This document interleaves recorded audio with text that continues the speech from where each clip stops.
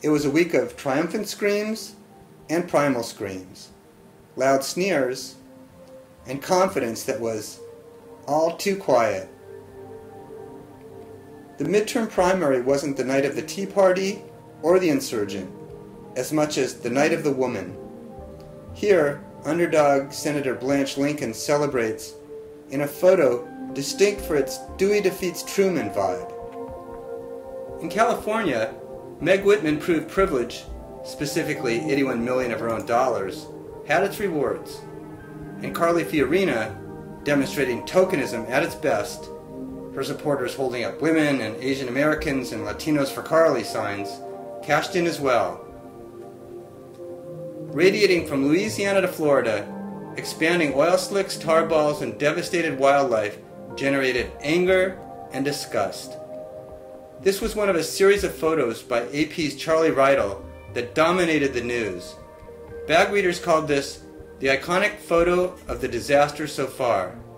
Bag News contributor John Lucides said its power comes from how regal and dignified the bird looks. More disgusting because the live bird presents a regal and dignified corpse.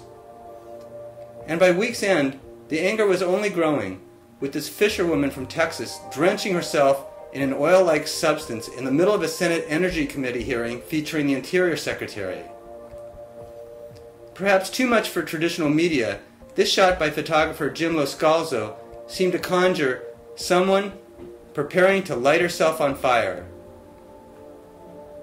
And throughout the week, people were asking, where was the passion, the fire, the emotional leadership from the White House to match the depth of the horror and corporate negligence?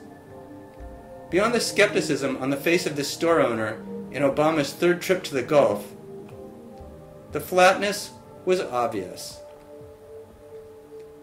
Obama's weaker qualities seemed to also echo through a trove of pictures the White House uploaded to its Flickr site this week. Was the president too interested in small adjustments, trying to get the picture right, when the only landscape that mattered was the Gulf of Mexico?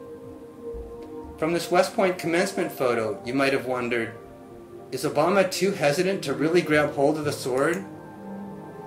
The two consensus winners of Tuesday's election heighten the contrast still further.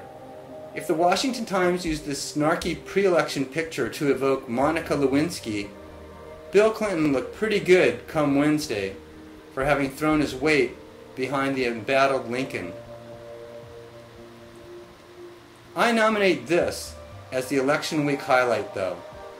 Taken at the Belmont Stakes 3 days before, Sarah Palin, having backed several winning candidates, was not just unapologetic for arriving underdressed at the society event, but looked openly mean in her "I'm rich" designer glasses and her "I'm bad" rednecky hat with its "I'm with Jesus" rhinestone cross.